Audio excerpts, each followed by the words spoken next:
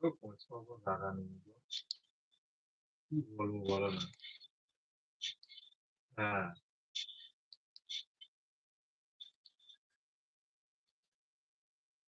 আমি তো হচ্ছে তোমার ওখানে সেই ইল মেলা, শোনো না ইল এই বাইরে থেকে আসবো পরে এই বাড়ি আহ গিয়েছি গিয়ে এবারে তোমাদের ওইখানটা আর বুঝতে পারিনি। না, আমি ওখানে দু একজনকে জিজ্ঞেস করলুম, সেও বলতে পারেনি কিছু। তোমার নাম বললুম যে নবেরা,